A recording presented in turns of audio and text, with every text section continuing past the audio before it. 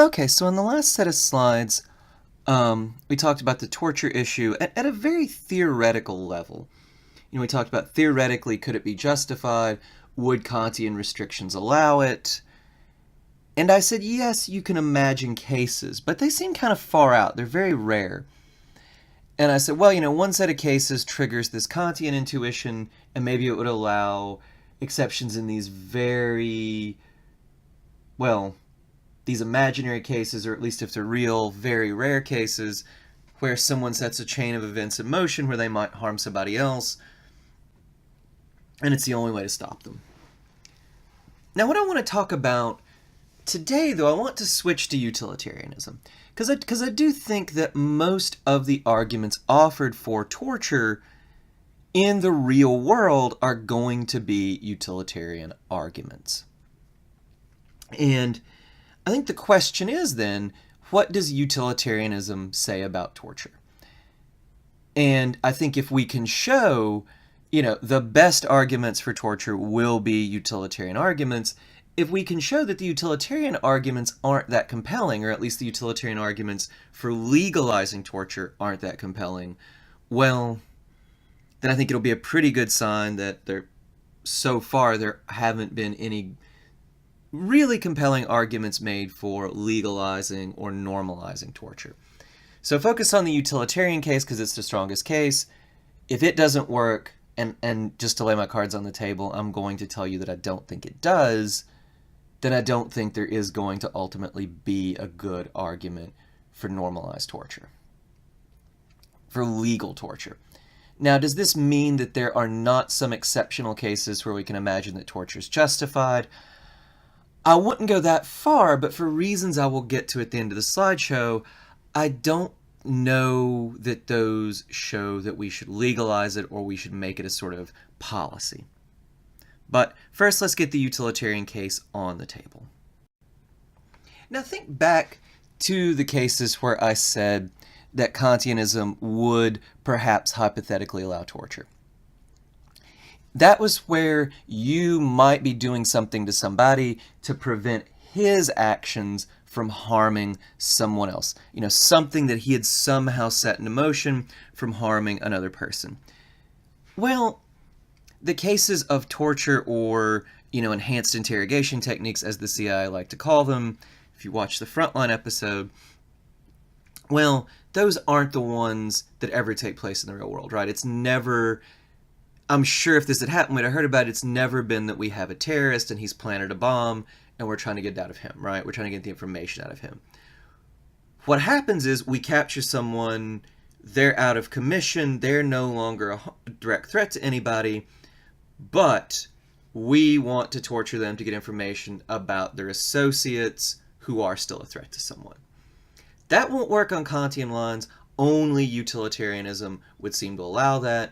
Well, that's why I want to delve into the utilitarian case. And so the utilitarian case, one of the most vocal proponents of it has been this guy, Alan Dershowitz. So let's look at Dershowitz's argument for legalizing torture. So Dershowitz says, well, think about it this way. If you don't like something, if you think something's dangerous, but you think we're going to do it, well, what do? Well, you subject it to legal controls, right? It's a dangerous power to give the police to break into our homes, to go through our stuff. But guess what? We have to give the police that power, otherwise effective law enforcement wouldn't be possible. In a world where police can't occasionally come into people's homes and search them, you couldn't have effective law enforcement. It's very bad that, police can use deadly force, but it's necessary, at least in some cases. So what do? Well, you legalize it and put it under controls. You legalize searches and seizures and put them under controls. It's bad that we have to allow these things, but if we're going to allow them, we want them to be subject to strict controls. So Dershowitz says, well, we could imagine we're going to have to do this a lot.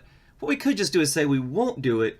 And we won't do it. We won't search people's houses. We'll never kill anyone. But of course, if we did that, what would happen is we would have some kind of workaround. We'd do it anyway. We'd just kind of shut an eye to it, right? And so Dershowitz says, well, we see from the ticking time bomb cases that we will use torture, and that torture is really justifiable in a lot of cases. Well, we need to use it. It's dangerous. It's unpleasant. What do? We subject it to legal controls. If we're going to have to do it anyway, we should put legal controls on it so it'll be done under supervision and won't be done as often. So let's look at Dershowitz's argument. There will be less abuse of torture if it is subject to legal controls. So if we should torture in some cases, then we should legalize torture. The ticking time bomb hypothetical proves that we should torture in some cases, so we should legalize torture. Well, I actually think this is a slippery argument.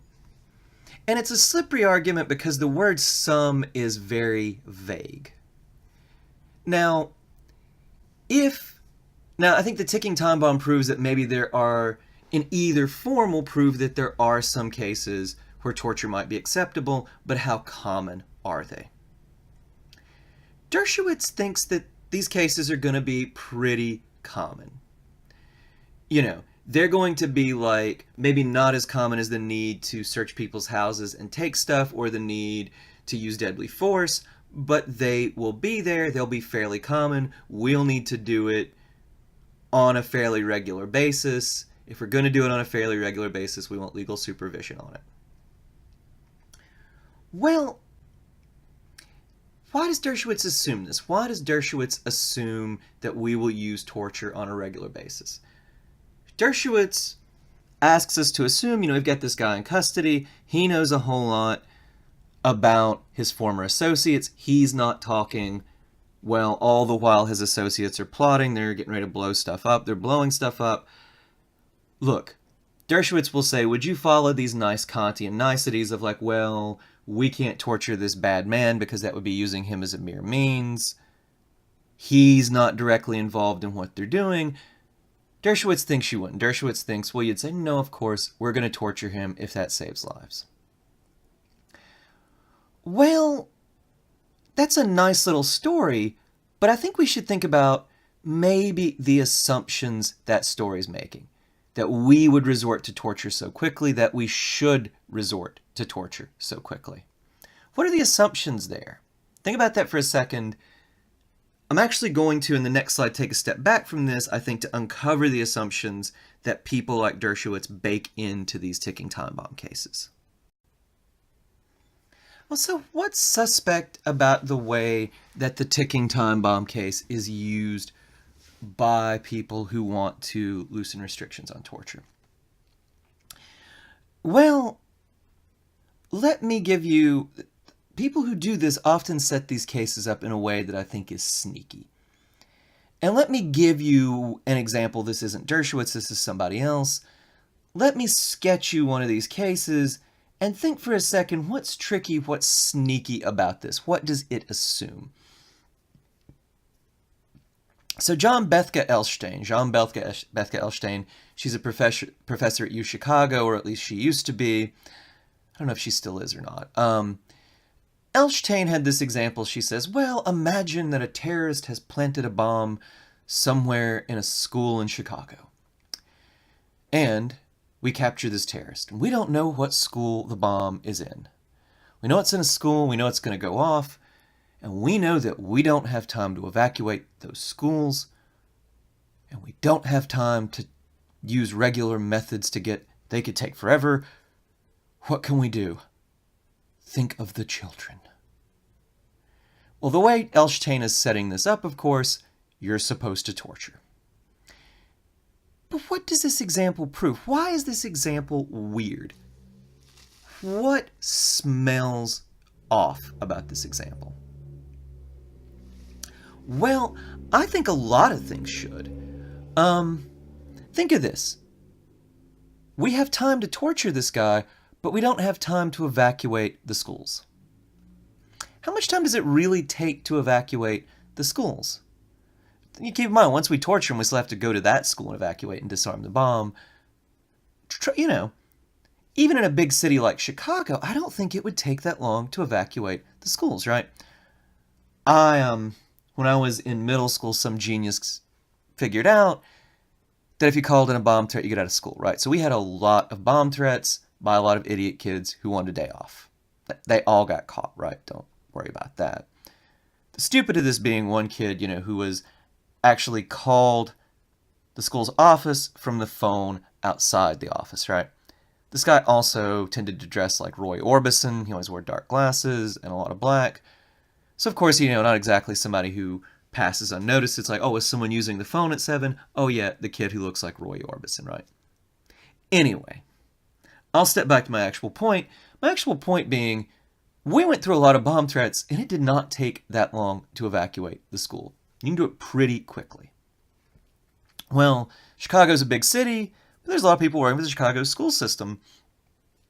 I would imagine you could have those schools evacuated pretty quickly. Well, what else does this, And if you could evacuate the schools quickly, well, then do you really need to torture? What else does this assume, though, right? Well, it assumes that torture will not only work, it assumes that torture will work incredibly quickly. We don't have time to question this guy. Oh, goodness, that could take days. But if we torture him, the way the example's set up, it seems like, he'll break down in 5 or 10 minutes. 30 tops, right? Well, ask yourself this. A hardened terrorist who would plant a bomb in a school, do you really think, even if you think torture works, do you think it's going to work in about 10 or 15 minutes or 30 or that quickly? This example shouldn't pass your smell test because it assumes that torture works incredibly quickly. Not just that it works, but that it works very, very quickly. It works better than regular methods. Is there any, people like Elshtain can tell us their fairy tales, they can sketch these little stories, maybe they should win prizes for creative writing, but that proves nothing, right? What we need is real-world evidence. Elshtain's a philosopher like me. We don't know anything about this. Dershowitz is a lawyer. Well, we need to look at real-world evidence. Is there evidence that torture works this quickly, that it works better than regular interrogation techniques? Okay, so just to make the point of the last slide clear, the way that a lot of people set these ticking time bomb hypotheticals up, people like Elshtain and Dershowitz and other proponents, and the way they're set up, in fictional works like 24 or things like that, torture works and it works quickly. But that's an open question. We don't know that. And the question here is, remember we're talking about utilitarianism, it's not just that torture works. We need to show that torture works better than other methods. Remember, utilitarianism is about consequences. Well, you want to use the best method, you want to get the quickest results with the lowest cost. Well, so let's look at the evidence on this factual question. Does torture work, and does it work quickly? Well, there's no evidence at all that torture works better than conventional methods. In fact, if you actually ask interrogators like that guy Ali Soufan in the Frontline episode, torture or something like it is not the method they recommend. The method that seasoned, experienced interrogators recommend is slowly building the trust of the person and using that to get things out of them. You build a relationship, you build a rapport, and you might be thinking, well, isn't that just disgusting? You want to build a relationship or rapport with this hardened terrorist. But remember, if we're making a utilitarian case, what we're concerned about is results. And if that's the kind of thing that gets results, if that gets you information, well, the utilitarian would say that's what you should do. Most of the experienced interrogators will say building a relationship works, torture does not. Think about the Frontline episode, right? Sufan got lots of information out of Khalid Sheikh Mohammed. The CIA, when they were torturing him, they can't prove that they got anything. And, there's no hard evidence, there's no particular cases where they can point to and say, oh, we got information out of this guy by torture. And, people who've been tortured, Senator McCain, for instance, they say it doesn't work. You don't give up information, it doesn't get anything out of you more quickly. Well, look, I'm not an expert, as I said, I'm a philosopher, you should be skeptical of us. But as far as I can find, there's no evidence that torture is particularly effective, and there seems to be pretty good evidence that it's not. Pretty good evidence that it's not effective at all, and even better evidence that it is certainly not more effective than regular interrogation techniques. Now look, I could be wrong about that, but I think the burden of proof is on people who want to argue for torture. They need to give us concrete real-world cases where other methods failed and torture worked. They can't just tell us these hypothetical stories like Elshtain does about the school, or people like Dershowitz like to. Until they give us that evidence, they haven't made their case. So, at the moment, as far as I can tell, the evidence is torture certainly doesn't work better than conventional methods, and until that case is made, well, doesn't seem that there's a good argument for normalizing torture. Think about it, Dershowitz thinks torture is an indispensable police method, especially for terrorists, and he seems to think, well, the only thing holding us back from using this really effective method of interrogation are these sort of Kantian niceties or these worries about human rights. We just let people off the chain, we'll get so much more information. Well, look, even if you don't care about these Kantian niceties, even if you don't care about human rights as such, well, you ought to be worried about what's effective. And Dershowitz has not shown us, and people like Elshtain have not shown us, that torture is so effective that we need to regularly use it to fight terror. That's what they need to show us, and they have not marshaled any proof for that. And clever hypothetical cases aren't proof, nor is fiction, nor, movies, shows, things like 24, Zero Dark 30. We need real-world cases.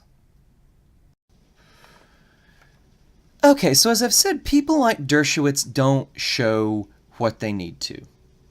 They don't show that torture is such an important tool in getting information that we need to use it, that we have to let police and soldiers use it. There are certain things that we do probably need to worry about.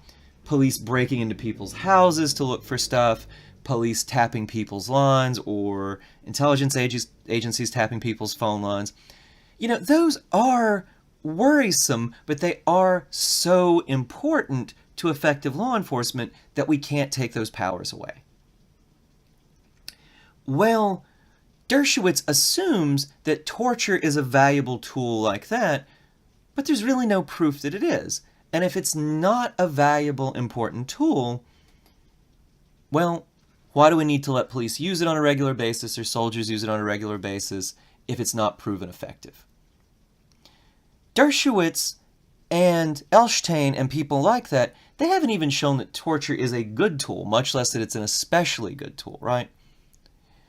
Well, it gets worse, though, especially from a utilitarian perspective, because there's all kinds of evidence that torture has bad consequences that conventional methods of interrogation do not have. One is that people who are tortured are much more likely to give false information. Think about the Frontline episode when KSM, he's tortured, he tells the CIA people, oh, there's this sleeper cell in Montana. Well, that's not true. He admits that it's a lie. He just told him because he wanted them to stop doing that, right? To stop torturing him.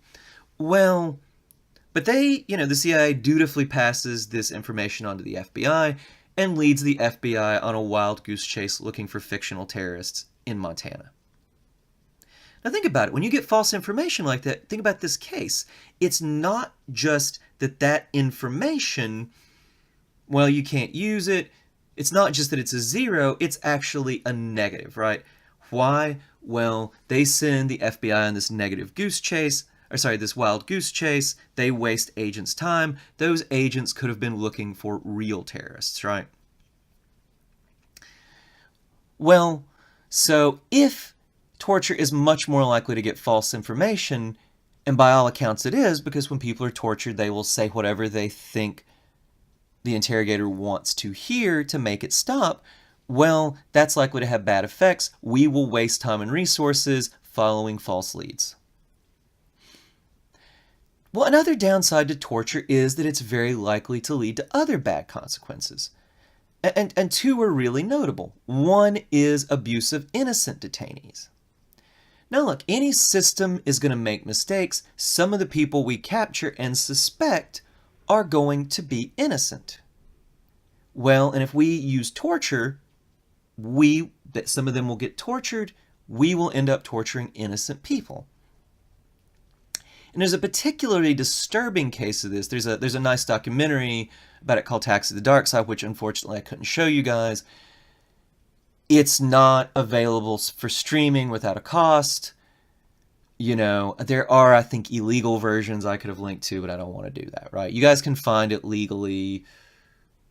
You can find it. So if you're interested, I would very strongly recommend watching it. It's an excellent documentary, hard viewing. And what this documentary shows, there was an innocent Afghan taxi driver basically arrested on bad information, this guy Dilawar. And not only was he tortured, his torture led to him dying. He was taken into custody, he was badly beaten, so-called enhanced interrogation techniques. Well, the beatings led to him getting a blood clot, and the blood clot killed him. Innocent person killed because we allowed torture. Well, now think about it, right? If we had used normal interrogation techniques, he'd have been peppered with questions. He certainly wouldn't have been killed. The other downside of torture is that it creates, or likely to create, terrorism in the future. Think about those Abu Ghraib photos. Those are great propaganda for terrorists, right? Look at these awful abuses. Don't you want to get revenge? Or think about when innocent people like Dilawar die or are even just abused. Well, their families are going to want revenge. And there's actually instances of terrorists using this to their advantage. The French in Algeria. The Algerians wanted the French to leave. The French had colonized Algeria. The French did not want to leave.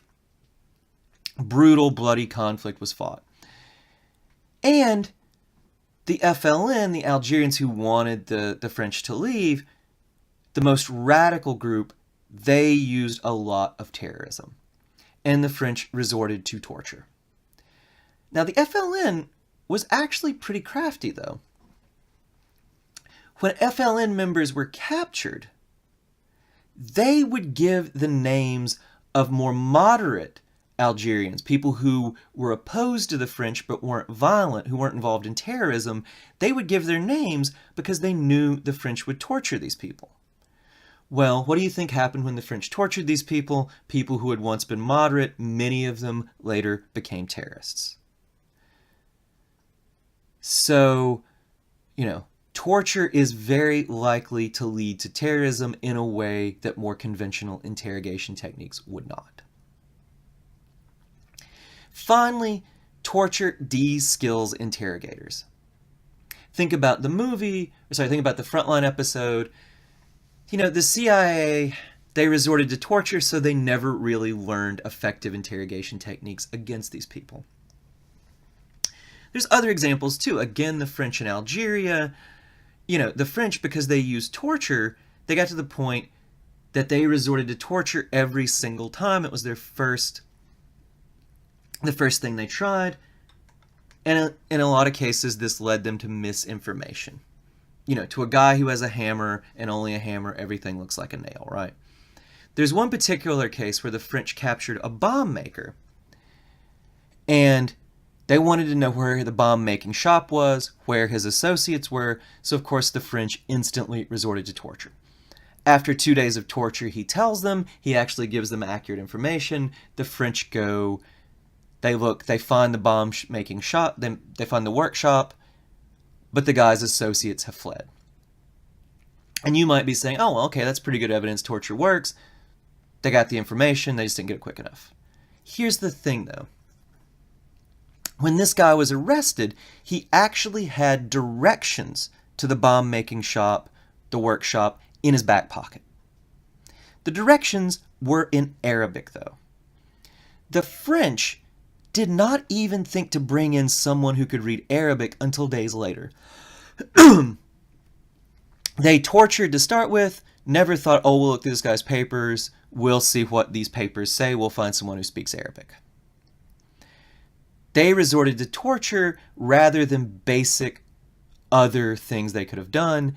If they hadn't been so quick to resort to torture, they'd have brought in someone who could read Arabic. They could have been at the bomb-making workshop within an hour or so of catching this guy.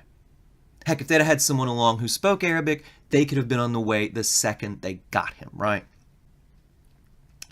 They resorted to torture, so they didn't even think to do this incredibly obvious thing. So what should we do? So I think legalizing torture, or, if we want to use more euphemistic terms, enhanced interrogation techniques, is very likely to have bad consequences. And because there's no evidence that torture is particularly effective, that it's more effective than other interrogation techniques we use, I don't see any evidence that would have any good consequences. Well, what does this mean? I think it certainly means we shouldn't legalize torture. Does it mean that torture is never justifiable? I would not go that far. If we imagine a case where we really did have someone who had planted a nuclear bomb and regular means weren't working, well, then I think it might very well be justifiable in desperation as a last resort to torture this person. I think it would be a rare person to say that it's not.